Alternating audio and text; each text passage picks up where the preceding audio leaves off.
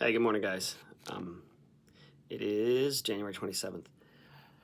Um, the scripture references back to the Sermon on the Mount, and it's actually the beginning of the passage that we read yesterday, actually. And it starts with, and I'm not sure which translation this is, but Chambers references, "Take no thought for your life."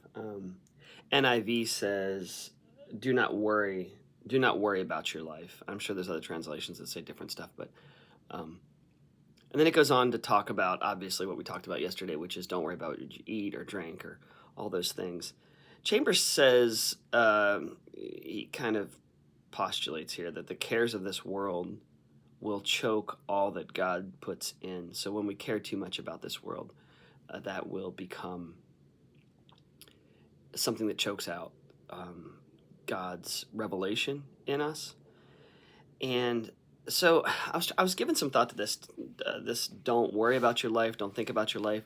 And if you know anything about human nature, it is, I think psychologists would say it's probably one of the most, the strongest impulses of a human is uh, the desire to live. So what you see in a situation where someone's life is threatened, that this impulse or this desire to keep their life is higher than any other. And that, I mean, I guess maybe with the exception of those who are laying down their life in service to somebody else, that's kind of the, I guess that would be the exception. But all that said, then Jesus tells us, don't worry about your life. That's, take no thought of it.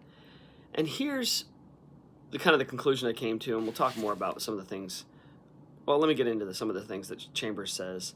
Um, he says, in rebuttal to this, that's absurd. I must consider how I'm going to live. I must consider what I'm going to eat and drink. And Jesus says you must not.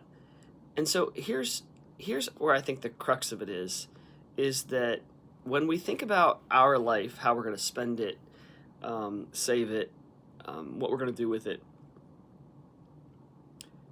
the assumption is that it's ours. And so here's what I would say. How much thought do you give to the money in the person's pocket next to you? So if you're walking down the street and you're thinking, man, that person really needs to be more mindful of how they're spending their money. And the argument to that would be, well, what are you worried about? It's not your money. And I would say that this is at the kind of at the core of this argument. Don't worry about your life because it's not yours. When we come to Christ, we forfeit our right to ourselves. And again, that's what I think that Chambers is getting to again and again and again in his devotionals, is that laying down our right to our own will, to be able to say, I want this, I want that, I'm going to do this, I'm going to do that, and just lay that down and say, no, it's not mine to decide, it's not mine to desire. And in this one, he's reminding us that Jesus himself says, don't worry about your life. And I think Jesus would say, because it's mine, you've given it to me. Chambers says in this second paragraph here, whenever there's competition between